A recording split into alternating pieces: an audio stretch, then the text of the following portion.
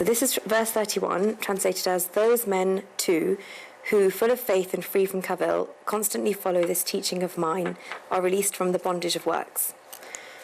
So being free from cavil, which is seeing faults or having the quality of being hateful or disliking, also includes being free from seeing other people's qualities as faults. So a person that sees other people's qualities as faults can never worship God properly. Why is this? Because God is a haven of qualities, and if someone's eye can only see faults, then when such a person goes in front of God, then he will not see these qualities, but he will see faults. Even when such a person stands in front of God, then he will not attain God. Also, we've already seen that people who take the qualities of people that they spend time with.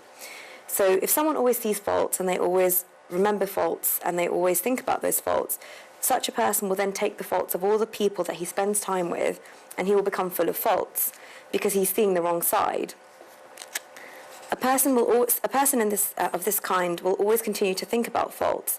And when you talk to such a person, for example, even if you talk to them with love and affection, they'll think that there's an underlying reason for why you're speaking to him in this way, that you have an ulterior motive, and that you might want something from him, because again, this person will only ever see faults. So even if you've been talking nicely to him, behaving nicely with him, he should be happy, but actually he's not.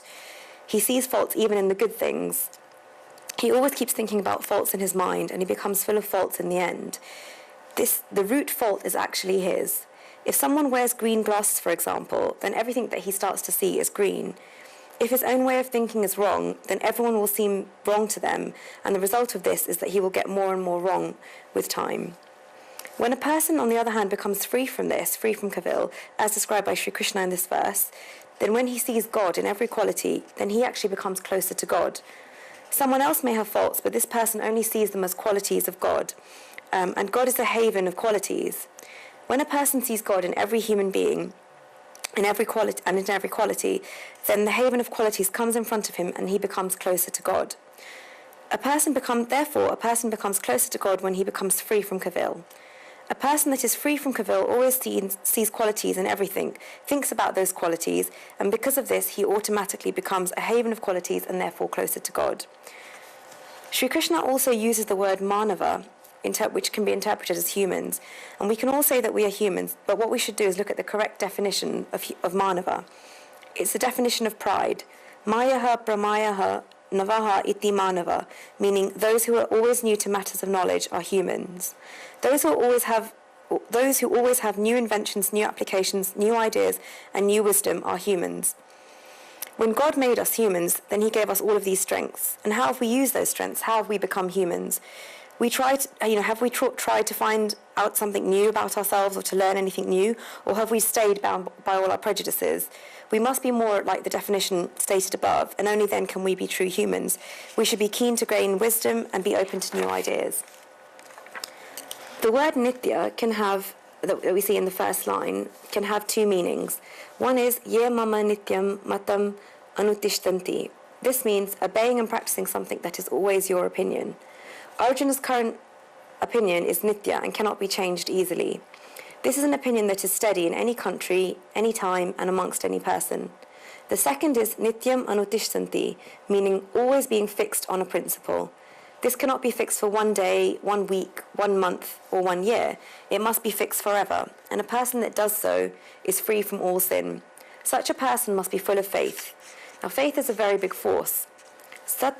Sattaryate anaya sashwada means someone that can flow through the truth is a person that is full of faith. Now, Guruji describes that there's two big differences between faith and trust, and often they're confused. Faith is actually an essential thing, and there's no shadow of opposition to it, whereas trust is disunited. Faith is steady and never shakes. Faith has peace in it, whereas trust has some unrest, because trust is collected from someone else. There's a very big difference between trust and faith. The situation with us is that we have trust in God, but we do not have faith in God. Trust is skin deep, whereas faith runs in the blood. If something bad happens, then the trust goes away. If, for example, there was a big accident and 200 people died, people stop and say, where is God? What happened here is that there was trust and not faith. It was skin deep, and if you pinch it, then some blood will come out. Faith, on the other hand, is steady. Faith comes after a person has understood the world in its entirety. Trust can come through words. Now, you may ask, when does faith come in life? And the answer that Guruji gives us is when you accept life as a mystery, and also when you become childlike, or when you for example, you notice a child, they will accept everything. And only then can you actually have faith. A child, a very young child doesn't oppose anything. Once it begins to oppose things, then you should perhaps consider that its childhood has finished. If you have faith, then whatever comes to you will be new to you. And when something is new to you, then you will get happiness from it. We can move on to verse 32.